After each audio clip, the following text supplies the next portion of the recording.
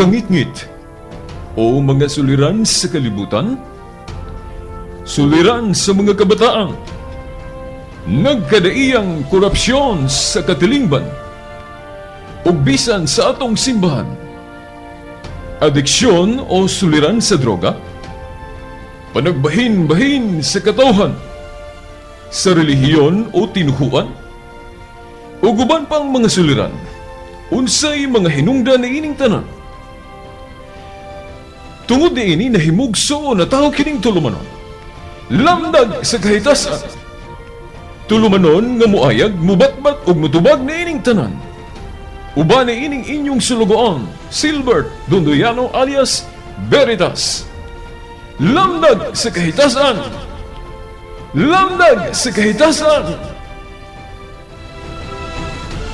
Ang maong tulumanon, inyong madungog matag adlaw, Lunes hangtod Sabado, sa may alas 6:30 ngadto sa alas 7 sa gabi. Ug sa adlawng Domingo, alas 2:30 ngadto alas 3 sa hapon.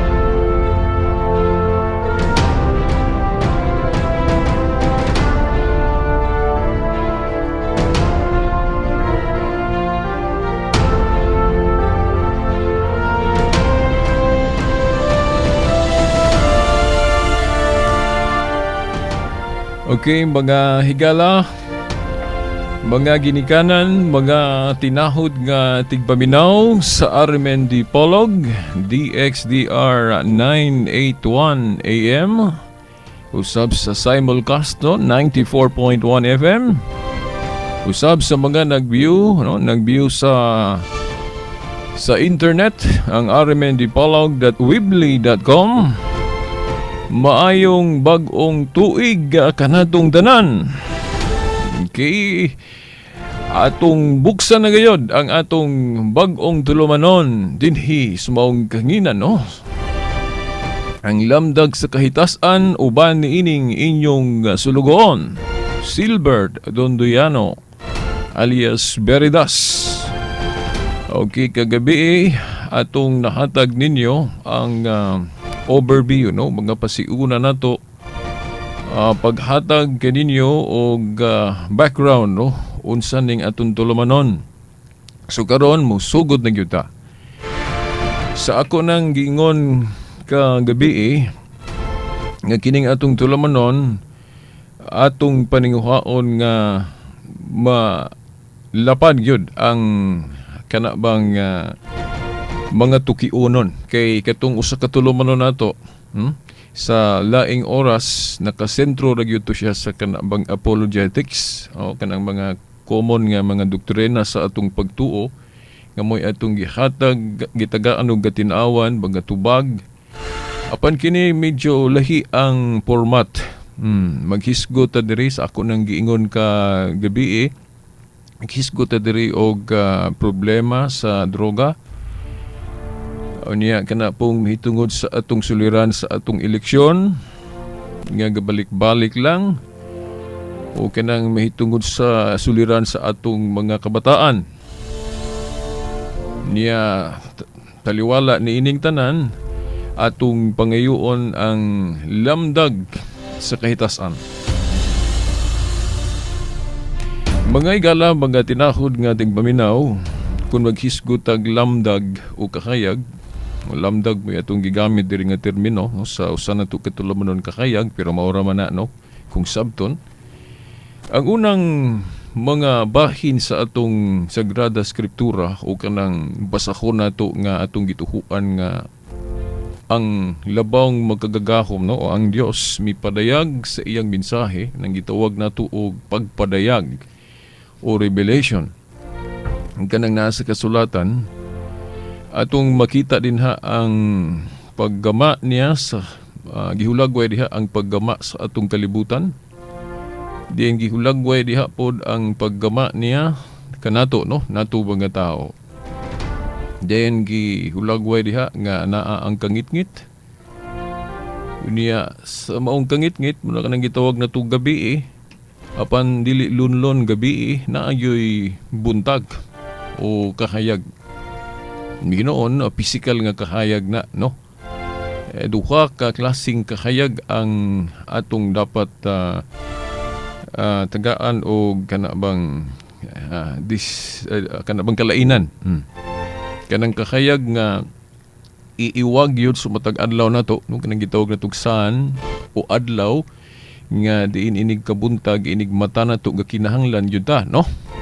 Parang makita nato ang dalan kay di man ta kakita di man magsilbi ni atong mga matagod no kung wala ang kakayag wala ang adlaw muna nga sa mga adlaw diin mo trabaho ta manginabuhi ta ug gikinahanglan nato ang lamdag o kanang pisikal nga lamdag o kahayag nga para sa atong lawas mangintag para sa lawas kay ang lawas do naman joy mata. Di ba? Di sa tugulod na ay mata. O dili magamit ang mata kung wala ang maong lamdag, ang kakayag sa adlaw. Di ba? O muna nga ang Dios maayo gyud, no? Gi-provide gyud niya ang gikinahanglan sa atong lawas. O kung nagkinahanglan atong lawas, especially ang mata, kinahanglan sa kahayag sa adlaw. Og mauna nga dili gyud musipyat sa ining kagabi inig salop sa adlaw kangitngit unya mubanos ang kabuntagon ana ang kahayag sa adlaw.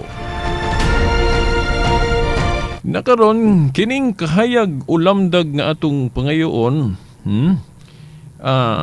dili na gyud partikularmente kanang kahayag nga pisikal o kanang kahayag nga para sa atong mata.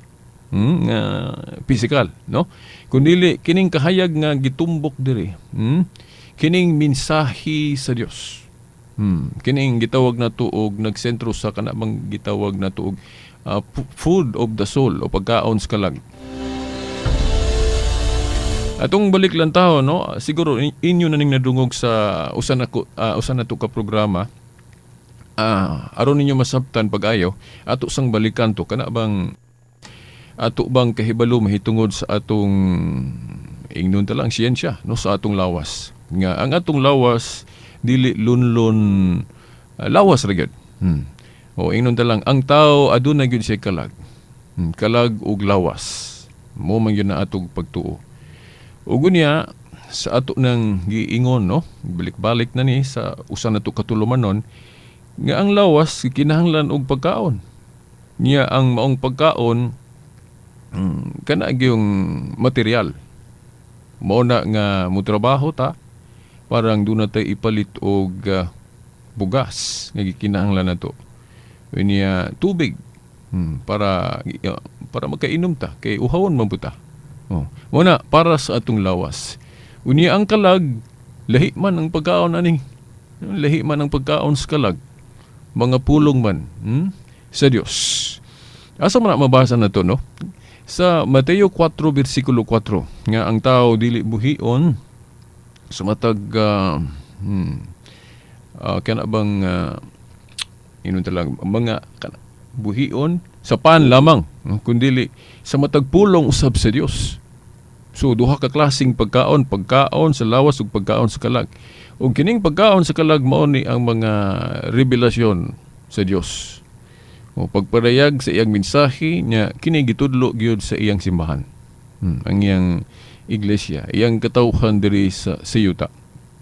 Ug mao ni atong sination pag-ayo kay naa dinhi ang lamdag nga atong pangayoon sa Dios. Kay kanang lamdag nga pisikal kanang kahayag sa adlaw musugot tag sa dili naa naman gyud na. Muna nga wala na nay kuna di na pangayoon pa nato kay natural naman na. Ihatag man yun na niya no inig gabi inig buntag o naa dayon ang kahayag sa adlaw. Apan kining kahayag o lamdag nga atong pangayoon sa atong tulumanon lamdag ni sa kangit-ngit sa atong kinabuhi. Unsa man mga kangit-ngit? Kining sa atong gisgutan kagabi sa atong overview, sa usa ka pamilya o usa ba ka kinibang ginikanan nga naghuna-huna sa kinibang o pangandoy nga gitinguha, common man kaay na nato bisan kinsa ang kalipay, no? Kanang kalipay nga gitinguha nato o pwede po tawgon na to kanang satisfaction sa atong kinabuhi, musatisfy ta. Unya, kung ang atong gi-provide sa atong kinabuhi kanarang pagkaon para ra sa lawas,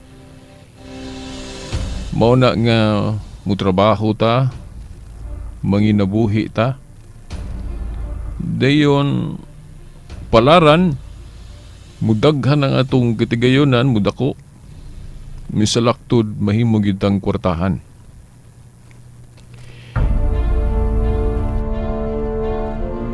Pero kanang atong katigayonan, kanatong kwarta, mahimong instrumento na sa atong gahom. Mahimong instrumento na nga makabuhat gyud dagon sa atong buhaton. Kung sa atong gusto, magamit na to ng katigayonan. Kanang atong kwarta, ipalit bisan sa atong gusto. Pero dili tanan mapalit nato. Katong gisgutan nato sa overview kang gabi.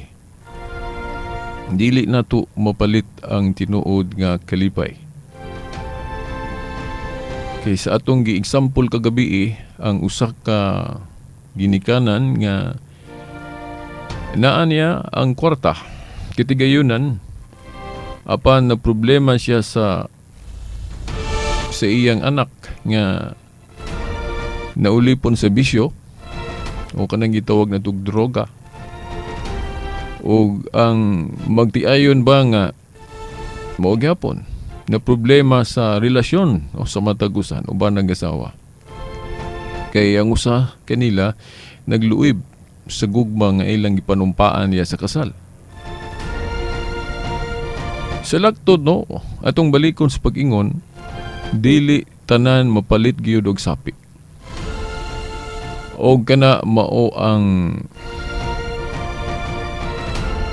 wa gyud lain natong pangitaon ana unsaon na ang giya, ang lamdag sa kahitasan. Lamdag sa kahitasan tungod kay kining tanan, no? Kini mga suliran nga atong giatubang, mao man ni ang kangit-ngit. Lahi po tong kangit-ngit nga sigurado gyud matagabi. Pero kining kangit-ngit nga atong gipasupot diri, kining mga suliran nga atong giatubang. Nya kay mga suliran man na, naagyon na siya. Naagyon na siya kahayag pod. O kangit-ngit, gitawag na to ng kangit-ngit, naapo na siya kahayag. Unya ang problema ang nakalisod ra ba ani kay dili ta maantigo. Dili ta makabalo og unsa ang lamdag ani.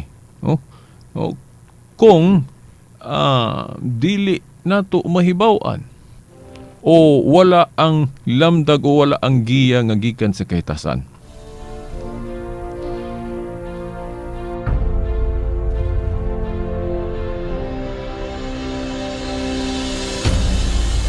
Unya mga tinahod gatig paminaw, kining lamdag atong timan-an, ang problema ani ron tungod kay daghang kaayong bersyon, lahi-lahi. Kay siguro kamong naminaw ron, makaingon mo tinuod man ang gisulti nimo Veritas, lamdag. Pero kung ang imong gitumbok diha nga lamdag kanang imong tinuhuan nga Katoliko, Muingon siguro ka nga dili na mao. Kay kanang inyong lamdag sa Katoliko, dili na mao ang lamdag nga among nahibawan.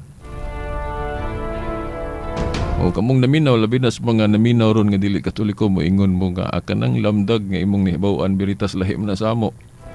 So sa laktod, lahi pong bersyon. Ang uban pong pundok nga naminaw ron, moingon nga, tinuod na, lamdag, kinahanglan na nato, pero lahi-lahi lagi tag bersyon.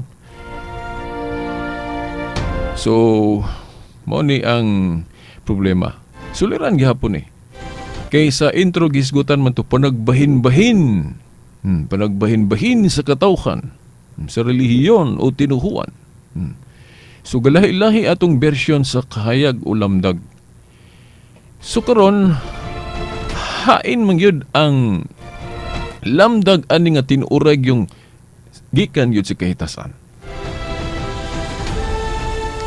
Ang atong tulumanon nga gibuksan karon, ako moingon nga matag tinuhuan sa atong na-experience kining nagtudlo mahitungod sa Biblia bisan pag dili Biblia ang gigamit. Sa atong reflection, naa gyunay lamdag. Kay bisan mo adto ka sa mga Buddhist, naaman sila yung mga teaching nga although lahi ang termino nga gigamit nila, lahi ang ilang pagpadayag, pero na ay tukbang sa atua sa Kristyanismo. For example, kanang kaayo, kindness. Naaman na sa Buddhism po, naapon na sa Christianity. So, buot ipasabot kung kanang mga pagtulon-an na to, lamdag na to sa atong pagtuong parihas, although bisag lahi ang terminong gigamit, may isip na to usara na. Pero kung moingon kag tibuok nga lamdag nga gikan sa Dios, mahimong ang usa ka tinuhuan na siya lamdag, then ang usa pod kalaing tinuhuan na siya lamdag, kanang mga pagtulun-an nga usa nga parihas common ta. Lamdag na, pero matud pa sa atong pagduki-duki, ang tibuok nga lamdag yun, but pasabot ang kumpleto nga lamdag, syempre, ato aragyod pod sa pundok o katawhan diin maogyod ang original o tinuuray gyud nga gipundar o gitukod sa Dios dinhi sa yuta. Ang buta to ipasabot ang kumpleto nga lamdag anaa ra gyud sa institusyon nga ang Dios gyud mo'y gamugna o gatukod. Muni atong iklaro dinhi sa atong unang hugna sa atong tulumanon. Ang tibuok nga lamdag, syempre, gikan yun sa Diyos, unya sa iyang pag-reveal, pagpadayag, syempre, tuan ni dito sa iyang institusyon o kapunungan ba, o kung tawagon ba na ito nagkapunungan, gani, diri sa New Testament, gitawag ni siya o simbahan o iglesia sa kinat sila, naa diha ang tibuok nga lamdag, gikan sa Diyos. Pero sa atong nakita agod, naaman po yung mga tao o parehas nato nga gatukod pog mga pundok. Tao na mo'y gatukod unya ang gigamit sa pagpanudlo Biblia. O revelasyon sa Dios. O kining Biblia nga atong gigamit. Sumaw na nga naapod sila'y lamdag. Pero timan-an nato ang tibuok nga lamdag, siyempre tuwa ra gyud sa institusyon sa Dios. But pasabot katong original o genuine nga gitukod sa Dios nga kapunungan. Mao na nga sination nato ni og unsa ning tinuod nga institusyon sa Dios kay naa niya ang kumpleto tibuok nga lamdag. Kay kining tukod sa tao mahimong naa siya lamdag kay ni-reflect mo na gikan gyud sa Ginoo, gikan sa Dios kay kanang Biblia kung gigamit iya man na sa Dios. Pero diha sa pag-interpret doon na may limitasyon gud ang interpretation sa tao. Unya ang interpretation sa tao doon ay kakulangon. Ug mo na hinungdan ang pruweba na to ana, nagkabahin-bahin ta. Di ba kay ang tibuok gyud nga lamdag kung ato nang hiusahan, dili gyud na mahitabo nga mabahin-bahin ta.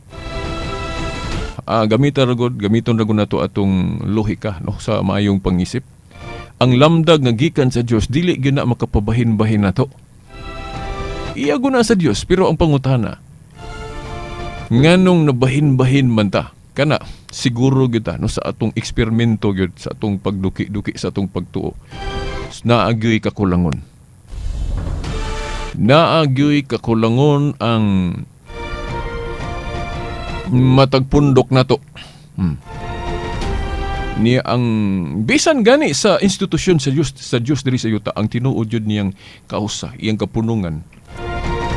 Sa pagkatawhanon na ay mga kakulangon. Sampol ka na atong mga kaparian na sila kakulangon sa ilang pagkatao. Pero sa revelasyon sa Dios sa maning Biblia, o sa iyang mga pagtulunan resulta nga sa giya sa Espiritu Santo, mahimo nga ang usa ka pari ba o ang usa ka obispo, no, bisan doon na siya kakulangon, doon na siya kana bang ingnon talang weaknesses o mga kaluyahon, mao na nga personally masipyat siya. Pero kung manudlo siya gikan sa lamdag, lamdag sa kahitasan nga mao na ang dikta giya sa Espiritu Santo, mahimong sakto siya pananglit. So kapare, kung magtudlo siya, may labot na sa pagka-Diyos sa atong Ginoo. Kana. Bisan pa sa iyang kaugalingon, na siya kasipanan, na siya sala nga nahimo. Pero kung muingon na siya, ang atong Ginoo, Diyos nga makagagahom. Bisag personally makaingon ta nga, uy, kanang paria, personally, naman ay say kasalanan. Pero dili ka makaingon pagsulti niya nga, ang atong Ginoong Jesucristo matuod nga Dios. Umuingon ta nga, ug muingon po siya nga, ang kaminyoon sagrado. Dili siya masayop diha. Kay kanang iyang panudlo, dili man na iya. Panudlo man na sa Espiritu Santo. Lamdag man na sa kahitasan. Kay naa po na mismo sa Biblia. So, mao na nga mahimong makasaligan na to ang atong mga kaparian, ministro o mga obispo na to kung mutingog sila, musulti sila gikan sa lamdag sa kahitasan. Pero personally, masipyat sila. Gani, kita nga mga dili pahamtong sa atong pagtuo, mapandol ra bagyutaan ang ilang mga personalan, di ba? Na ako'y na hinabi kaganina nga dila na ko hinganlan. Mao na, iyang testimony sa iyang kinabuhi. Sige kuno siya kapandol tungod kay iyang gilantaw sa mga higayon na pandol siya sa iyang pagtuo tungod kay iyang gilantaw ang weakness sa pare. Muna nga nag-remind me sa matag usan namo, ingon ko nga kung atong lantahon ang weakness anang paria iyang pagkatawhanon, muna nga di na taganahan gali mo simba kung siya mo'y magmisa, di ba? Pero i-remind nato ang matag-usa nga pamaagi na ni taning, no? So kangit-ngit, unsaon niya nga mabugnaw ka sa imong pagsimba, di ba? Ang imong nalantaw ang negative man, ang kangit-ngit man sumaong pari, ang iyamang kakulangon. Mahimong tungod ni ana di na ka mosimba. Na dili nakakatambong sa usa ka kumbira nga kanunay gipanawagan sa Ginoo nato. Kanang communion, kanang sa misa. Katong niingon ang Ginoo, buhatan ninyo kini alang sa paghandom kanako nga diha nato makaon ang iyang lawas o mainom ang iyang dugo sa bayhon sa panog bino. Kay nag-ingon man siya, no, diya sa ebanghelyo, especially sa San Juan 6 nga ang akong lawas tinuod nga kalanon. Ang akong dugo tinuod nga ilimnon. Nya buot ipasabot niya iyang ipakaon unya. Makaon na to na diya sa misa o sa una ang term ana the breaking of the bread, no, laing term ana communion. Nguna nga diya sa misa mutambong kita. Unya kung ang atong lantahon ang weakness, ang kakulangon sa pare o ang batasan bas pare imong nakita nga maot mo nang dili nakamutambong sa to panahikawan ka sa kumbira sa Dios. Nga naman kay wa man ka mo appeal sa communion nga ato man tong gikinahanglan tungod lang sa batasan sa pare. Di ba? Mo nay bawagi na sa demonyo. Pero kung ang Ginoo mao gi atong gianha diya sa simbahan, no, diya sa communion, dili nato himuong pagkapandol ang binuhatan sa pare nga personal niya. Di ba? Kay katong iyang binuhatan nga personal, manubag man po siya sa Ginoo ato, di ba? Labi na kung mo reflectaan ng San Mateo 23:1 ngadto sa 3 nga unsay giingon diha sa Ginoo, pagtulunan gi sulti niya nga ang otoridad atong respetuhan, atong tahuron, atong tumanon ang mga pagtulunan apan ang ilang gibuhat nga wala pagsunod sa ilang gipanudlo more atong dili nato sundon.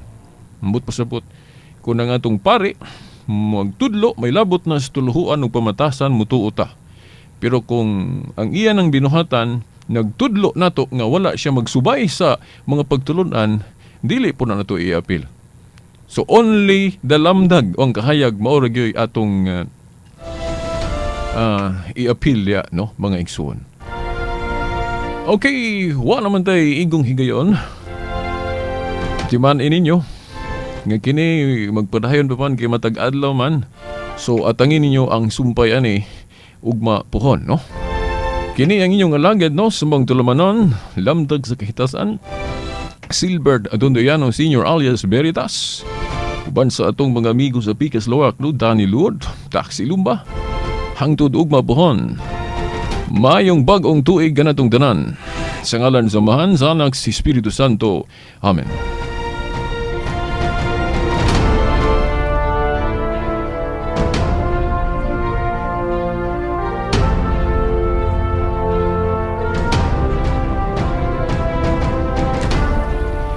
Kangit-ngit o mga suliran sa kalibutan, suliran sa mga kabataan, nagkadaiyang korupsyon sa katilingban, o bisan sa atong simbahan, adiksyon o suliran sa droga, panagbahin-bahin sa katawhan, sa relihiyon o tinuhuan, o guban pang mga suliran, unsay mga hinungdan na ining tanan. Tungod ni ini nahimugso na tao kining tulumanon, lamdag sa kahitasan, tulumanon nga muayag, mubatbat ug mutubag na ining tanan. Uban na ining inyong sulugoon, Silbert Dondoyano alias Veritas. Lamdag sa kahitasan! Lamdag sa kahitasan! Ang maong tulumanon, inyong madungog matag adlaw, Lunes hangtod Sabado sa may alas 6:30 ngadto sa alas 7 sa gabi.